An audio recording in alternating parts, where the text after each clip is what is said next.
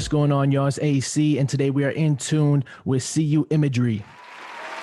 Going on? What's going on? Chris Urena. I'm sorry. How do you say your last name? It's Urena. Most people pronounce it Urena, which is fine. If you want to get like super technical, it's Urena. But who's gonna go around saying that shit? Who's gonna go around saying that? So what is that Spanish? Or are you like like what is that? I'm Puerto Rican and Dominican, but the name's Dominican. Oh, okay. So this man right here is a top-notch photographer in the Allentown, Bethlehem, Easton area, globe everywhere. This man travels as well.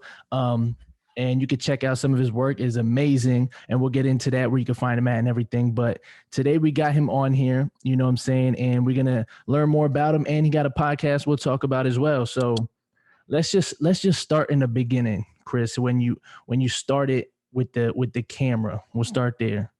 How did it all start for you with photography? It all started, it was so random because like I've always liked taking pictures, but never thought of it as a career.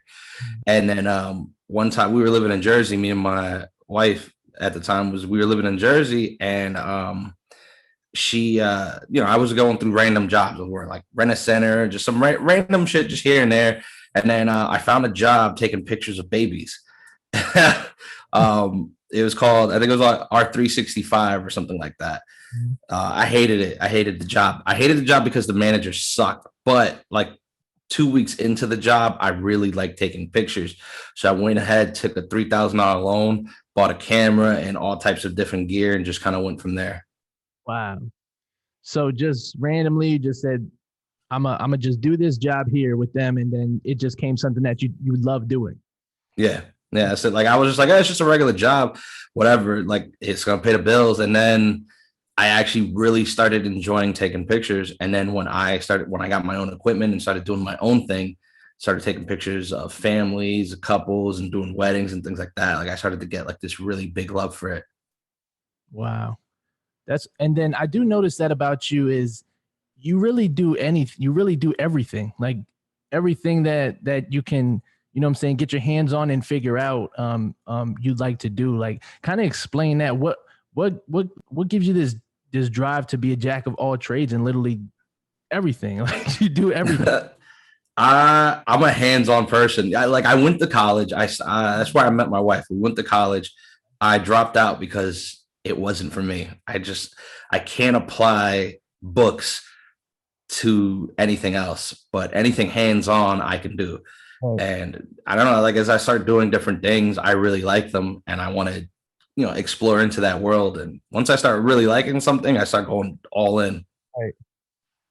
Yeah. So that's, and then you said your first investment in cam, you were brand new to the game and your first investment was $3,000 off the rip. Yeah. Three grand. I went ahead, went to the bank, took a $3,000 loan, bought a camera, 2 lights, tripod, a backdrop. So I just bought everything I was like using, but at the same time I knew it was necessary. I started doing some research and I was like, all right, this is all necessary to get me started.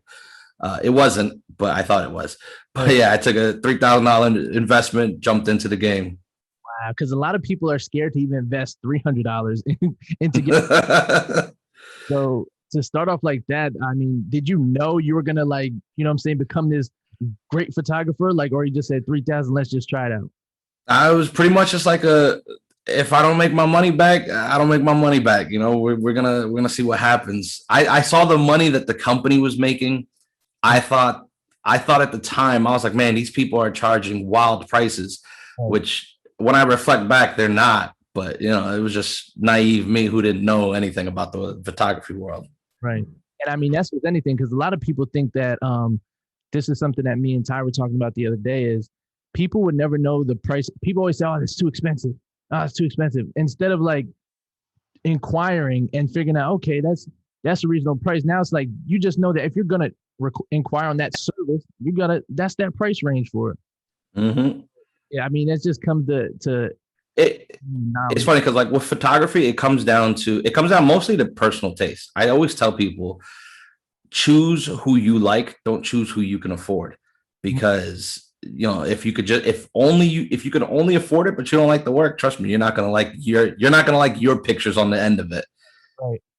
So you're saying even if someone charges a crazy amount, it's like you can still get that same, they're not going to get the same picture that you're trying to get from someone that's even cheaper. No, no.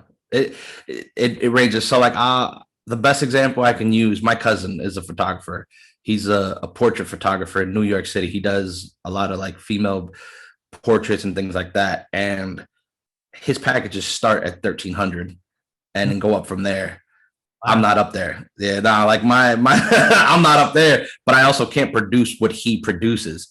Like, you know, when you're in the game, you know who can produce what. And what he does is out of this world compared to me. Like I feel like I'm like, yeah, I shoot great. And then I compare something to his and I'm like, oh, okay, I still got a lot of learning to do myself. Right. And there's always levels to it. Everybody, you know what I'm saying? There's never a best or a perfect. There's always more, you know, that can be attained. So starting at 1,300, Jesus, does he have his own studio? Like, is it like? Yeah, no, he rents an apartment in the Bronx. That's his studio. Oh, wow. So, wow, that's pretty cool. And is that somewhere where not somewhere, but is that a place where you see yourself being like, you know what I'm saying, having that spot? Because I think I had a photo shoot with you before, and it was in a location. So do you have locations where you work from, or that's permanent? I have different locations that I can rent out and use. I don't have my own. Here and there, I still toss up the idea. I used to have my own studio, but most of my work comes is outside work, you know, on location stuff. So sometimes I don't feel the need to have a studio. In the fall and winter time, it's nice to have one because not everybody wants to be outside. So it's pretty much kind of comes down to like what my clients want. Right. And your expertise though, what is it that you get most excited about when a client reaches out to you? Like what type of shoot? Oh, anything outdoors. Anything outdoors. Yo, like if a couple hit me up, like I got an engagement shoot later on today, around sunset and shit like that. I love that. Like when they allow me to create the look, and it's just like use your creativity to create the pictures. Right. I'm like, this is perfect. This is what I wanted. Do you ever have a client that's too controlling over your stuff and you put out a picture and you're like, I don't even like it, but you still give it to them? So I've had clients that were like way too controlling and I've refunded them. Yeah, on some just like, you know what, I'll keep the pictures, just refund it. But like it gets to a point where they're looking for something that I don't create and that they expected me to create. And a lot of people have to understand you can't go to anybody, not just a photographer. You can't just go to somebody else's business and say, hey, I saw this example and I want you to do this, even though you haven't done this. So do you ever turn people around and be like, listen, I can't do this. This person will get that look for you. Or do you end up trying to do it? Nowadays, I don't shoot certain things. Newborns. I took pictures of my own daughter and my son. I'll do a newborn. If I did like, let's say I did your wedding and then you got pregnant and I did your maternity shoot, fine. I'll do your newborn shoot for you. But if you're just brand new, I've never had you as a client and you come to me and you want newborn work, it's a different ballgame. Newborn work is a completely different ballgame and it's not really for me. So I tend to tell clients, I'm like, listen, I'm a lifestyle shooter. I'm not a posed photographer. So you're better off going with this person instead. Okay. And what is it about a infant? Is it because they're crying and moving around too much? I think I have big hands, man. I don't know.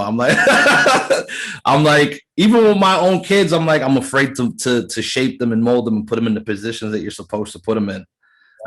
You got to be fragile, you know, man. You had two at the same age, so it's definitely an experience. And that's something I do want to talk. We'll get into parenting as well.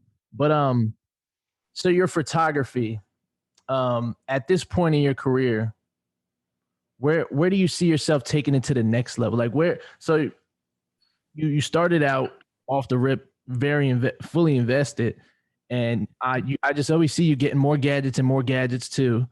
And where do you see yourself next with photography? If I'm No, you are. I think next would probably be more honing in on specificities. So, like, I'm going to start trimming the fat and cutting more things out and just specializing in certain styles. So, I'm assuming that at some point, I'm going to get to a point where it's just weddings, events, and couples, like, or families. But that's like that would be it from there on. I'm probably not going to do kids and things like that. And is that mainly for your time, or because you know that's what you can give the best quality of? I can give better quality with something that I want to shoot versus somebody else just reaching out having me shoot something. Like, no matter what you want me to shoot, if I want to take the job, I'm gonna give my everything into it. I'm not gonna give you crap work back. But there's just certain things that you shoot that it clicks a spark in your brain and you're like, this is what I want to do. Right. Okay. So now while you are doing photography and growing as a photographer, you did have a son. Well, you do have a son, but when you were doing photography actively, you had a newborn son. And now you have another newborn daughter, correct? Correct. So how is that trying to and this is going with your podcast as well, See You on the Air, which is I'm excited for. Like, I love the shit you talk about on Facebook too. I'll be following you on Facebook and all that. So having two kids now and being a photographer, how do you find the time to do that? It's tricky. So I had to find a time with the first one, and thank God that I was able to take my business full time. So I do photography full time. I left my job going on 2 years now in May, and my wife works. She's home now, obviously, because she just gave birth. But when she goes back to work, then it's just kind of like a lot of my work has to align properly. So that's where like deposits and things like that come into play when I set up photo shoots. Like, if somebody wants to do a photo shoot during the week, as long as you pay me my deposit, I can immediately go ahead and call up my daycare and set something up so that they can watch them on this day, and I don't have to worry about anything. And when people are booking, nobody thinks that, like, okay, it's a deposit, it makes sense. Like, just in case I reschedule or do something, like, he got his deposit. But it's like, no, I need that deposit to be there for you still. Yeah, exactly. Like, I need the deposit, make sure that I'm going to be there. I mean, it makes sure that you're going to be there too, because you made an investment, so you're going to be there. But it makes sure that I have no reason to cancel on you. I can't tell you, oh, I got to stay home with my kids, let's reschedule. Like, if I need to, I bring them to a daycare that I trust instead of having to bring them to a person, because that person might be sick, and then I'm out of screwed. Especially now, and that's something I do want to ask you real quick. How did COVID affect your business, if it did? It was real weird. So the first 2 months that COVID hit, so March and April, were terrible. I had to reschedule everything. I had to refund some people who just decided to cancel, and I didn't have a specific clause in my contract. There's something called a force majeure or Ac DaGawd clause. I didn't have that, which means that no matter what, I had to pay. If anybody wanted to cancel or reschedule, I was liable. I had to pay them back. It's in my contract now. So, anything happens, we just gonna have to reschedule. But legally, you had to pay them back.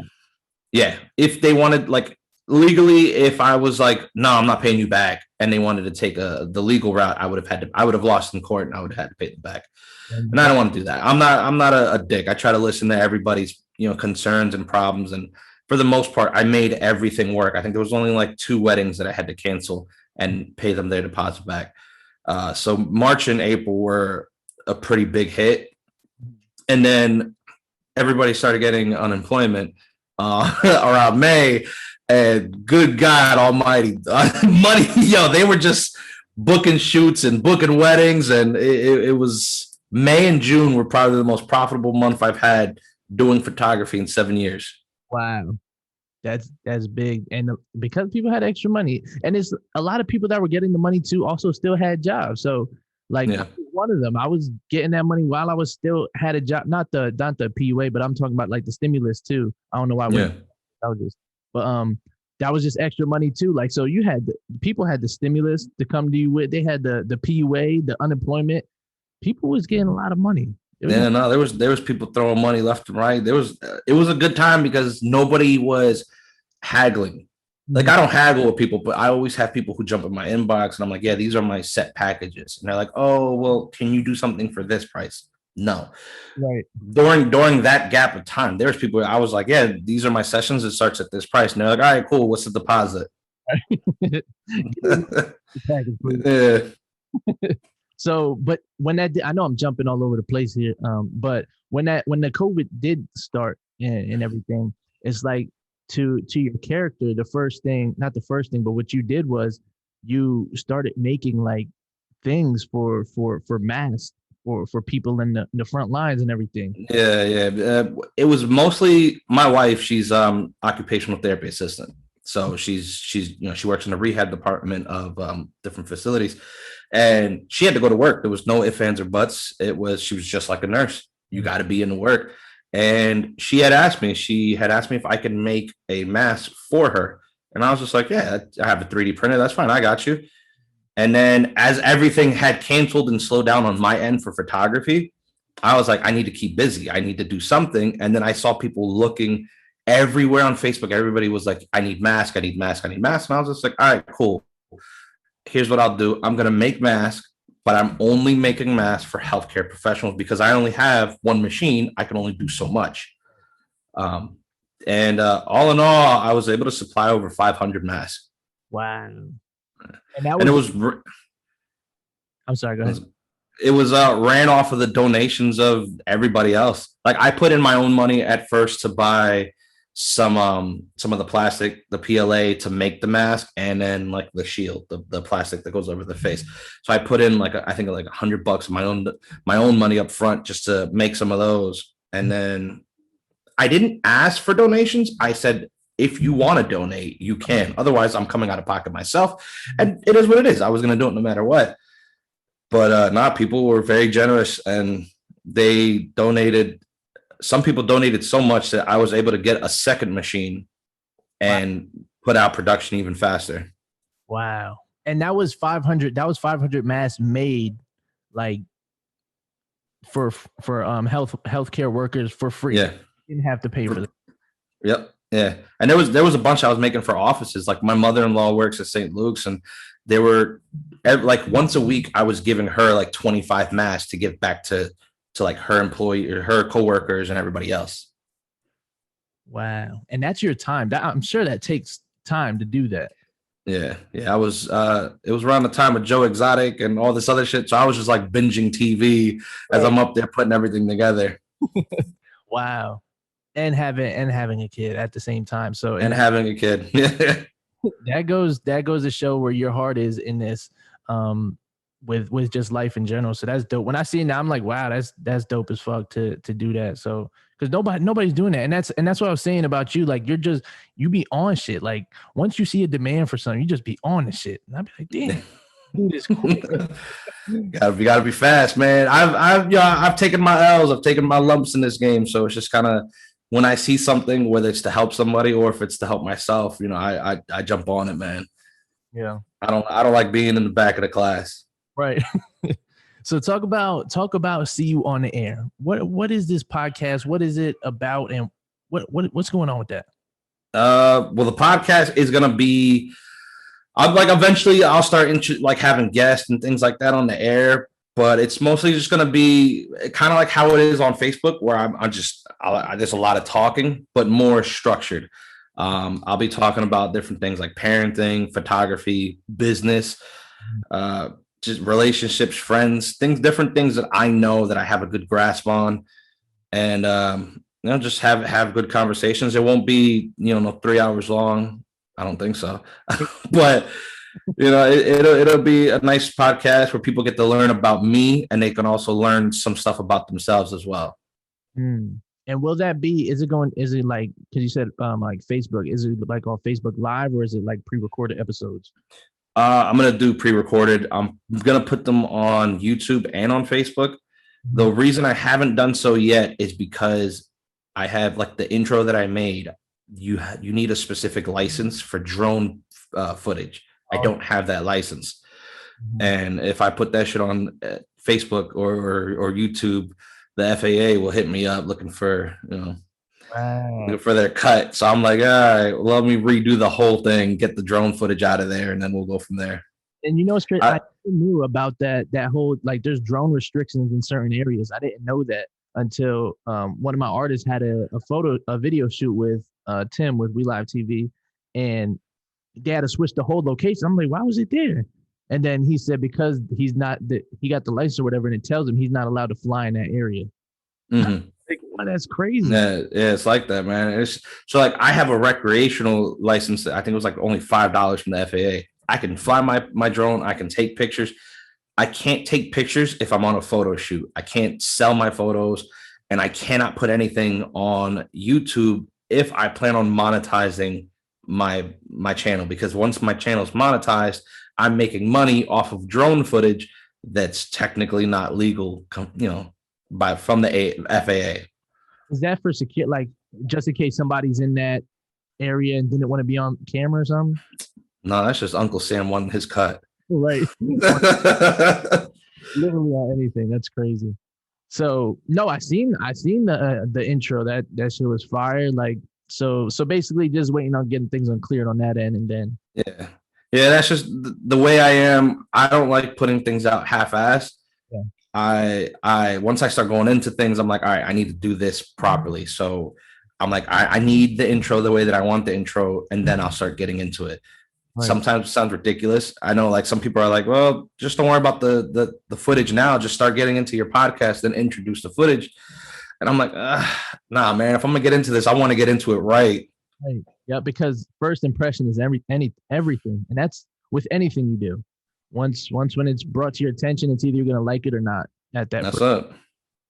So yeah, no, it's a good mindset. Don't listen to the other people, because other people got an opinion on something that don't make you know how that don't do shit either.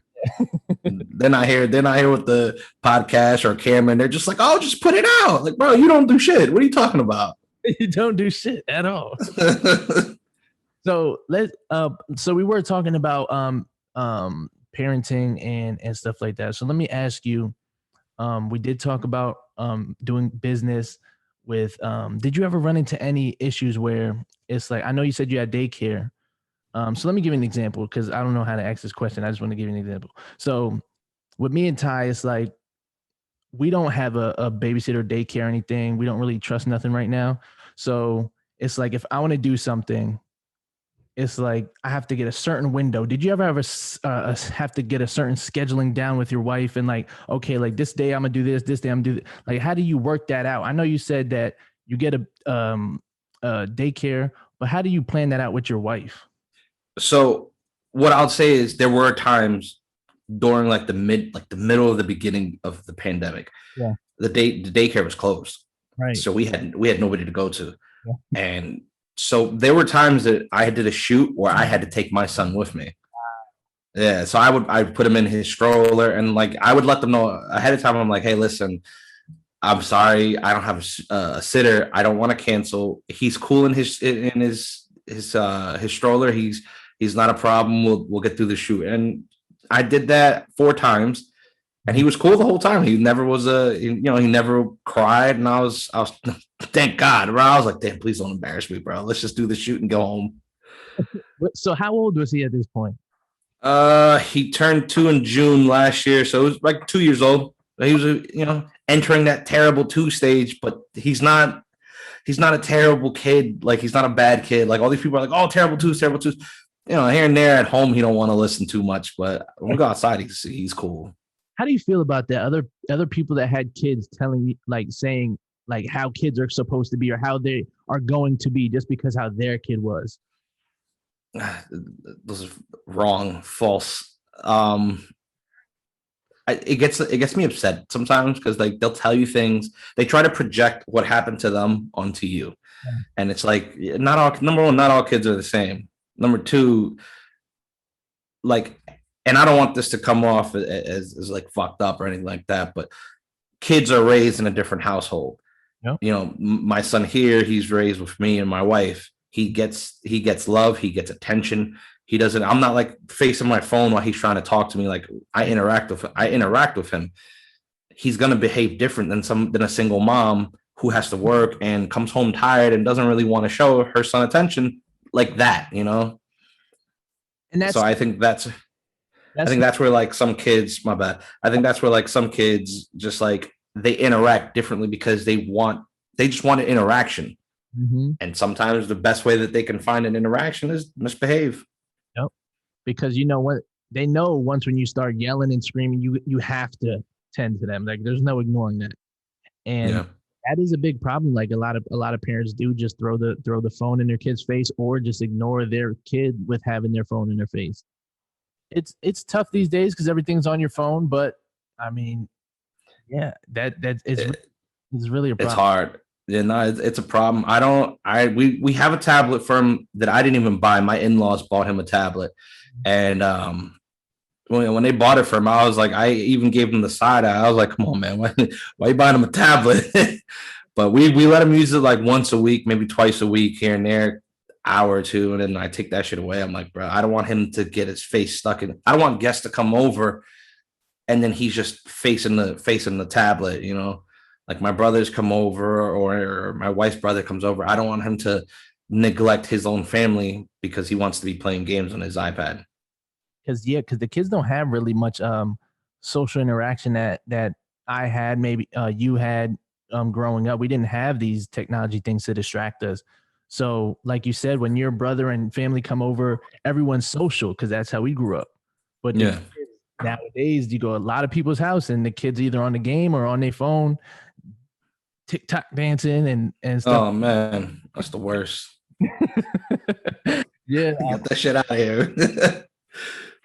So now that you have a daughter, is it was it a difference, like because you have a son, it's like, okay, like we're men, a son, now it's a daughter. Is that, does it feel different? Did it change your mentality? It feels different. It didn't change my mentality too much because like I'm still very affectionate with my son. Mhm. I'm a firm believer that hug your brother, hug your sister, like hug your dad, kiss your dad on the cheek type of deal. Like be affectionate with your family. Like I love my son. And like my daughter, she's going on 4 weeks old, but it's like it's a different. It brought the scary part of the world more forefront. Yeah. Like I know my son will be safe. I can't be there for my daughter at all times, and it's just like the reality of the world is just like I got to teach her. I have to teach her more than I got to teach him. Hmm. Yeah, because a lot of it's easier for women to fall to the world because it's a lot harder for women, honestly. Like even with natural things that happen, they go through a lot more pain than we go through. They have to deal with, they're not as strong as men, and just going out into the world like that, it's very scary thinking like I'm not going to be around her one day and she's going to have to handle herself. And like you said, all you can do is just give her the tools. That's it. So it's just like it's more educating. I feel like I'm going to have to educate her more on the things I feel like I won't have to educate my son on. Like I obviously it's just going to be like you need to watch out for men and women doing X, Y, and Z Right. versus my son. It's just kind of like pay attention to your surroundings type of deal. Yeah. But for women, it's like it's not just pay attention to your surroundings, it's pay attention to behind you too and all this other stuff. Yeah, man, it's difficult. And what do you think about people, because like I said about with kids, like how they how people like try to give false narratives about how their kids were and how you, like, even with pregnancy, did you ever run into any issues where people is trying to tell you, even in your first pregnancy, where people are trying to tell you guys like what you should be doing and what you should be eating and how you should be moving Oh while. yeah. Oh, all the time. All the time. All the time. It's just like, yeah, that doesn't work for you. That worked for you. That's not going to work for us. Like it's just like give your baby this, give your baby that. And it's just like, yo, we'll get to it. Chill. It's my baby. Chill. nobody knows your baby like you know your baby. Yeah. But I do, now that we did talk, I just did mention your first pregnancy, you and your wife's first pregnancy. Explain the whole maternity, paternity. The shoot that went viral. So my wife is mad shy. She's a very shy person. And I wanted to do a maternity shoot with her, which she let me take some pictures here and there, but I wanted to hire one of my friends to take a photo, to do a whole shoot with us. And she was just kind of like, no, you can take pictures, but I don't really feel like doing a whole shoot. Mm-hmm. I was like, all right, cool, fair enough, whatever. So then I hit up a couple of my boys who are photographers, and I was just like, yo, Angie, don't want to do a shoot? That'd be funny if we did the shoot. That was pretty much it. And then we all met up at the studio, brought some, brought that rug that was over my shoulders, and just had a ball. We were just, having fun, and we put it on Facebook and Reddit, thinking whatever, people are gonna laugh at this, haha, and then we'll just go about our day.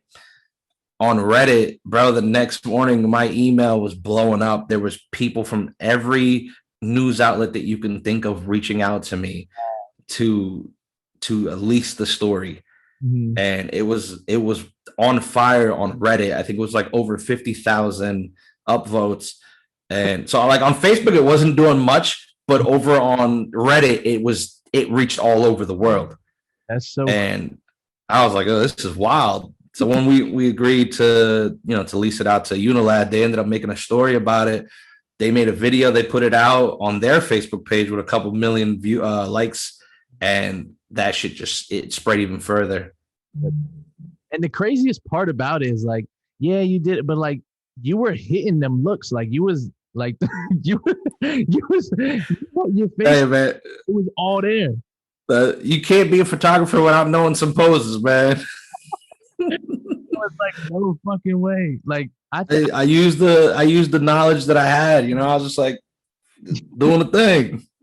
No, it was perfect, and it was just hilarious. And honestly, the world needs more stuff like that. Men understand, because people, a man would be like, oh, I ain't doing that. But when you do it, it's you just having fun. A lot of people just take things way too serious, and it's just have fun with life. That shit was great. That shit was fun. Yeah, that's a huge issue, man. And I saw a ton of comments, and even on Reddit, there's a bunch of people who are calling me. They were like, oh, that I'm gay or this, that, and the third. My wife needs to watch out. And I'm just like, bro, I'm having fun with my boys. Right. I need to try it. Yeah. Get out of the garage. Stop smoking and drinking in the garage, bro. There's more to life. It's more to life. Take a fucking photo shoot. That's it. Yeah, a lot of people are just weird about it. And I feel that's all right. So let me ask you, because I can say what I feel, but I want to ask you, is that more of a mental, when people think that stuff, is that a mental insecurity that they have, that they can't be that comfortable with themselves? Has to be. It has to be a mental insecurity where it's just I can't get in front of a camera half naked in front of some dudes and have a good time. It's not fun to me. Right. And it's just well, I mean, are you insecure? Are you not secure with your friends, bro? I'm not doing I don't know, bro, you're gonna if you go to the beach with your boys, it's the same shit. Right. You got some shorts on, got your shirt off. Yeah. People, I don't know. People are just weird. Matter of fact, while we're here, I know this is just completely out there, but I just do want to ask your views on this before we get into the next thing. How do you feel about the Lil Nas X situation? Ooh. So I'm a Christian. Okay. All right. I believe in God, heaven, hell. Mm-hmm. But I'm also an artist. Mm-hmm. So pretty much what I know what happened was, he's used to being told, just like he's also said this too, but he's used to being told that gay people are going to hell. So he was tired of being told gay people are going to hell and said, all right, cool. If you want me to go to hell, I'm going to go to hell. Wow. And then made a video lap dancing on the double. Now I haven't seen the video, but I've seen clips, and it's enough for me to just say, all right, well, I'm not going to watch it, but I don't blame him for doing what he did. Yeah, and he is a big troll. And now that you said that, that makes a lot of sense. Just him trolling the situation. Like, okay, I'm gonna go to hell. I'm already here. Like, That's up. yeah. So And them shoes. So all 666 shoes got sold out like once, instantly, yeah. and they're getting sued for all of those. Like Nike won the whole shit, and they're getting sued. Oh, did they? So it's just, I don't know. I just felt like I had to ask you that because it's just something that's just weird these days. It's expression. I understand the expression, but some things just get taken too far. Yeah, no, there's a lot of things that get taken too far. And then, you know what it is? The funny thing is, the people you see judging other people have no room to judge. So it's really confusing at times. I'm like, all right, you want to make fun of, you want to talk about him and how he's playing with devil and stuff like that, but you kind of do the same, bro, in a different way. So it's and that's and a lot of people that do talk shit about other people is because it's a lot going on and they want to talk about themselves, but they can't say it about themselves because they don't want to hurt their own feelings, so they talk about somebody else. Mm-hmm. That's just life. But so we're gonna talk about when is the so you have all these things that you start to do. Is there anything that you're working on right now that we should be expecting creatively? I mean, if you don't want to announce it, that's fine. But is there anything you are working on that's going to come out soon that people should be waiting for? At the moment, a lot of my focus is going into the podcast. And then I'm also like, I forced myself while I'm learning how to podcast, I'm also forcing myself how to learn how to do videos. So not music videos per se, maybe it gets into that eventually, but at the moment I'm just kind of learning how to do some types of videos with what I have. So, at some point you'll start seeing different things that I put together video wise. Cause I'm trying to learn videos, but at the same time, I'm also learning how sound is really important in videos. Right. So that's like, I'm trying to learn. That's one of those things where it's just like, I'm trying to learn everything and do it right before I put it out. Yeah. And like you said, how sound is important in videos. I've seen a clip on Instagram of behind the scenes, like how they make the audio. This dude was running in the woods and the audio they captured for it was someone actually in a studio just stepping on sticks in the studio. Yeah. It's wild. Yeah. Like I've seen videos of like, if you see like ads where there's a cup rolling, they have to record that cup rolling and insert that audio on its own so that it matches perfect with the video. Like it's wild. That entire world, like it's me learning this part of video is really crazy.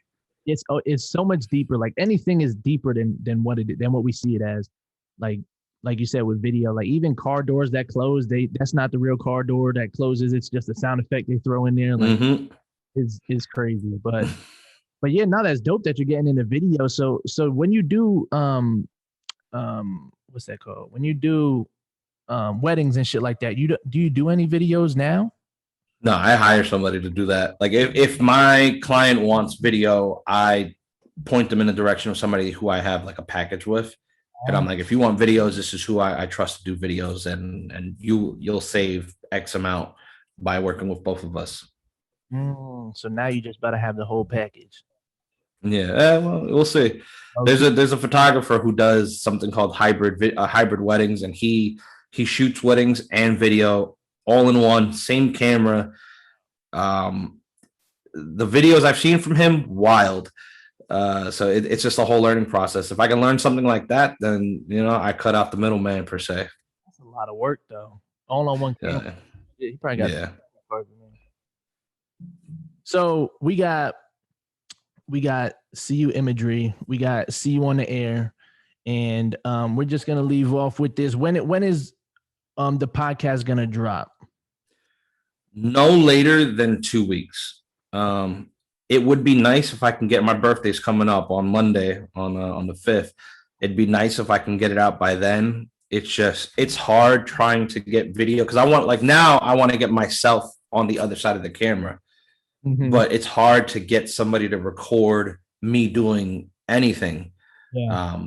Because I don't have all the extra hands on deck. Like I could ask my wife, but she's in the middle of taking care of 2 kids at that point. So, No, so like I have to ask other people, and it's just like it's hard to trust other people when you tell them like, all right, I need you to hold the camera like this, and I go back and look at the film, and it's just they're looking at the floor. Like, bro. I get it completely. I try to get Ty to do some stuff, but it'll never Doesn't come out the same way you see it. Yeah, so that's dope. So about 2 weeks, and I do want to say happy early birthday. And Appreciate it. fucking yeah, see you on the air coming out soon. I'm excited about it. Hope you guys are excited as well. And just tune into that. If you need some photos, if you want, I can add some photos on this shit right here when we're talking, and so they can see your work as well. And yeah. I'll send you some. Yeah, and then yeah. So is there where they can find you and where they can book you and stuff? You can let them know. So you can follow me. Instagram is at CU Imagery. On Facebook, it's just CU Imagery, like C.U.Imagery. My website is cuimagery.com. You can get all my packages there. You can contact me through there. Easiest way to get to me, probably through my website or on Facebook. Instagram, I don't really check too often, but yeah, those are the best ways to get to me. That's what's up. And then, is there anything else that you wanted to get off your chest with this last moment we have here? I don't know, man. Love each other. I don't know, man. Do your thing. Not just you. You do your thing, but anybody else watching, go hard, man. Go 110%. You know, you're the one who's behind you. You might have people behind you, but you are the one who's really propelling yourself to do more. Don't stop. Keep pushing. You know, education is out there. YouTube is free. Everything I learned, all my photography, where I am is because of YouTube. I didn't go to school for this. I learned all of this on YouTube University and applied myself and turned it into a business. Wow. And is that easy? Not easy, but like it's really that easy to get started. Obviously, it is, man. At the end of the day. Yeah, bro. Like people don't know that you can do work. I've showed them that you can do work on your own phone. I can take pictures on my phone, edit it, and put it out there. And it's just like, this is, oh yeah, I did a whole photo shoot. And nobody would know unless I told them specifically, yeah, I shot this on my phone. Right. You know, it's just take the time, learn, and you know, you start your way up. You don't have to drop $3,000 on a camera. You can drop $300 and go from there. Yeah. And that's it. That's the keys right there. Just do it. You're in control. Get the shit popping and stop making excuses at the end of the day. That's all it's about. That's it. All right, y'all. Well, thank y'all for tuning in. My name is AC. This is Chris Urena, CU Imagery. And go check him out, man, everywhere. He already said all his shit. And thank y'all for tuning in. In tune. Let's go.